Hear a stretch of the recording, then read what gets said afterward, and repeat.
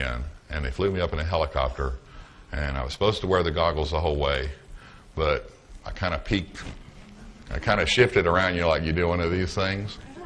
So I actually got a look at it from the air. For those stationed at Groom or commuting there daily, the flight schedules are posted for classified flights. Everyone not cleared for that particular program or flight has to be indoors, and there are no windows where you can see out on the flight line or into other hangars.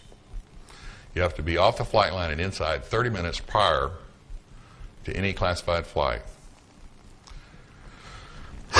As you know, a couple of thousand personnel are flown into Groom and Papoose and other facilities that they've now moved further south every day from McCarran Airport and Las Vegas and Edwards Air Force Base. Many people drive in from Tonopah that live north of the range. Other people commute through Mercury and Indian Springs from Las Vegas. While at Groom, I made contacts.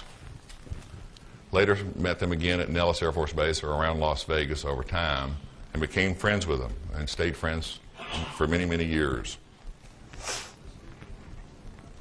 On my third day of the job at Groom, I had to remove a module from a multi-bay piece of satellite communications equipment used to support special mission aircraft. I noticed while inside this bay checking out the wiring, I contained a steel unit about the size of a large briefcase. I noticed it had a National Security Agency ID plate on it. The nomenclature on the nameplate was Direct Orbital Communications Link, which I thought was strange as the unit was part of a digital communications link used solely to communicate with classified Air Force vehicles. I was unaware at the time of any military orbital missions not directly related to NASA. Remember that I'm talking about the late 70s. The space shuttle didn't fly until 1981. I disconnected the unit out of curiosity and removed the rear access cover. To my amazement, there were some half dozen large-scale integrated circuit chips with over 500 pins. The inspection stamp was 1975, so you have to visualize what we have today going back to 1975 when, did we even have TRS-80s then? It was about the size of a Zippo lighter. I believe the most advanced processor speeds the NSA had at the time were equivalent to IBM 8088 running about 4 million cycles per second. There was for any of y'all familiar with technology, this processor ran at 1 billion cycles per second, which is about 4 million, a billion, 250 times greater. Yeah, I think that's about right. I haven't figured this out. But the reason I knew it, the clock speed was 1 billion cycles per second. There was a clock synchronization jack on the back of this unit, a BNC connector, which was labeled. And I had a frequency counter, and I actually measured it. And I couldn't even working on black programs at the time, I couldn't imagine something that ran at 4 billion cycles per second when they didn't even have an Apple II Plus with 48K memory out there. And we had these clunker IBMs that were like 4 bays that only ran at 4 million cycles per second. Yet we had this one circuit card with modules on it. It's incredible if you know even the slightest bit about technology.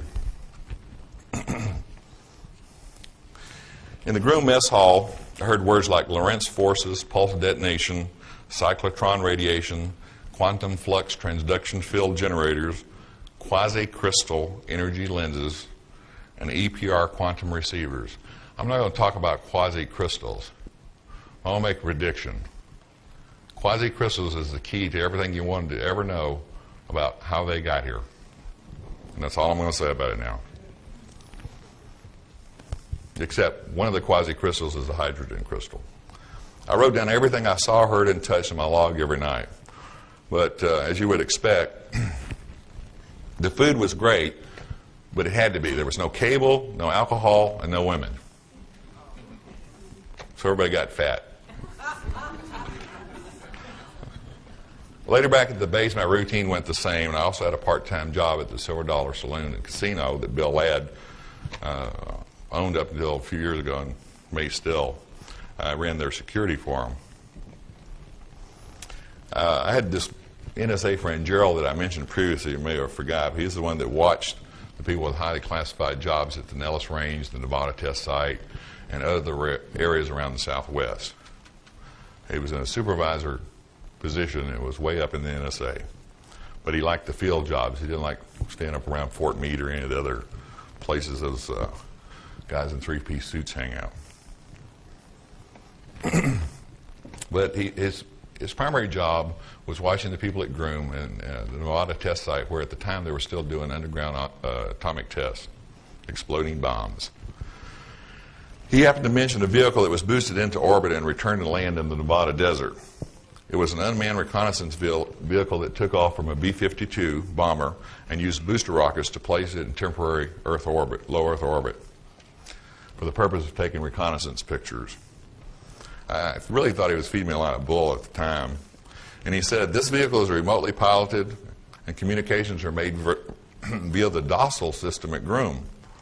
I'm not usually too slow, but it didn't hit me until he repeated, direct orbital communications link, DOCL.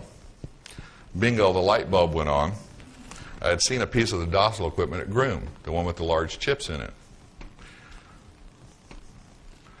These are old pictures of the virtual reality lab at Brooks Air Force Base, where they developed the software to fly these classified, and by the way, they call them IPVs, independently piloted vehicles, not UAVs or RPVs on the black programs.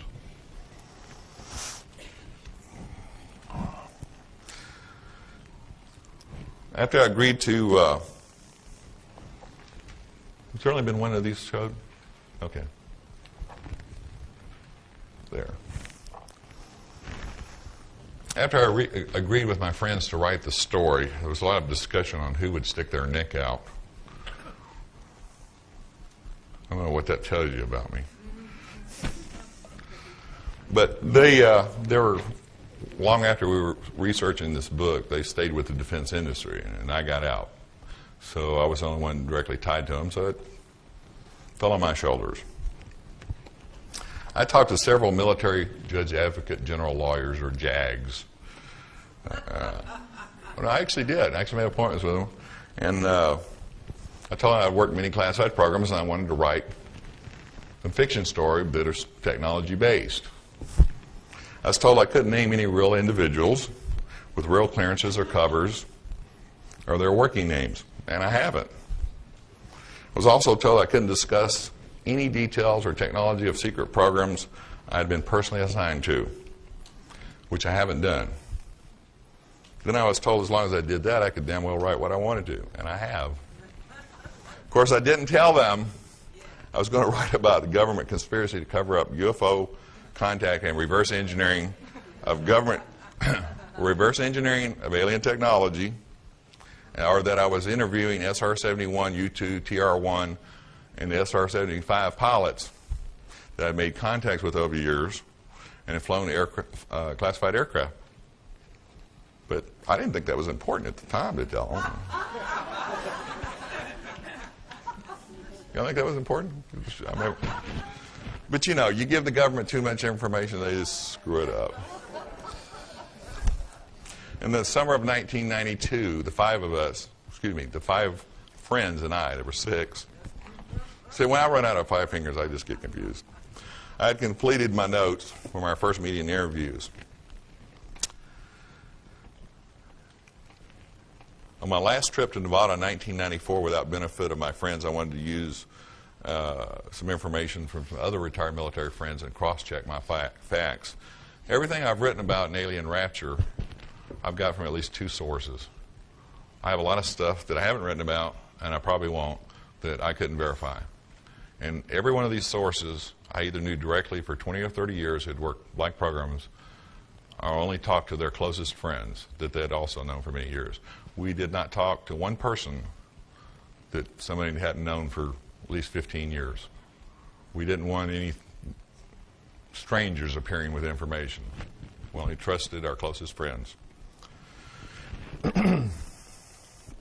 Bud, one of my co-conspirators, had informed me he had a cancerous tumor and was going through some serious depression. He died 30 days. It was just incredible. He found out on a Thursday that he was having numbness and dizziness Went to the doctor, found out 3 days later he had a cancerous tumor, and 29 and a half days actually later, I talked to him the night before he died. He was gone. So this was a blow to all of us. He was our guru. The remaining three friends, Sal has dropped from the face of the earth. It's hard to define paranoia in a group of six people like we were at the time doing what we were trying to do. But Sal was the most paranoid, and he's called us up a little over 2 years ago and said, I don't know if you're going to hear from him again, because we actually had a publisher and were convinced we may have a chance of getting this out before the government set on it. So he just freaked out. I like to imagine that he's like on some island in the Pacific drinking Mai Tais or something, I hope. Let me talk about my friend Doc. He has a theory that UFOs seem to like fast aircraft. This SR-71 pilot, Doc, was stationed at Kadena Air Force Base, Okinawa, where the SR-71s were stationed on the SAC side of the base back in 1973. In fact, I think they still are. I was there last time in '81. While flying back across the South China Sea from a reconnaissance mission, he encountered a shadow over his cockpit. Doc said his avionics systems went totally haywire and he felt the aircraft nose down slightly, which can be dangerous at 2,000 miles an hour or 35 miles per minute. When he looked up, he was so startled that he almost panicked immediately. He made evasive maneuvers to his right and down, which is one of the maneuvers they make if there's a missile detected. Doc said the object was so big that it totally blanked out the sun. His estimate was it was 250 feet to 300 feet across. It was oval in shape, but he wasn't sure of the exact shape because there was a shimmering halo of energy surrounding the vehicle. About 3 minutes later, and some thousands of feet lower, the vehicle reappeared on his left wingtip. He tried his UHF, and all he could pick up was a deep electrical hum. He abandoned his attempts, made evasive maneuvers, and for the next 10 minutes, this thing moved about his aircraft effortlessly and stayed right on top of him. Doc said and I'm going to quote him exactly, Doc said he got this sound in his head, and his words were, like a swarm of bees in my brain, which is, it's an interesting, must be an interesting sound. The aircraft would move from the left to the right wingtip of his aircraft, and it would take about 2 minutes to move back and forth. When Doc returned from his mission, it was the same routine as the earlier incident I told you about. His commander drug him down to his office the minute he opened his mouth about the incidents and gave him a direct order not to talk about it or they'd throw the book at him, and the book is the UCMJ. One of the interesting things that Doc related to me, being an SR-71 pilot and a U.S. Air Force test pilot, which is the elite in the Air Force are the test pilots. He said he didn't know one test pilot or SR-71 pilot or astronaut, and he can name most of them and give you their birthdays and their wives' names and tell you where they lived. He said he didn't know one that hadn't had some type of contact. But he also said he didn't know one that would ever come forward and be honest about their experiences for fear of retaliation from the government. You have to realize these people's pensions, which includes their livelihood, their medical coverage, their commissary and BX privileges, the government controls all that, as do they mine, by the way.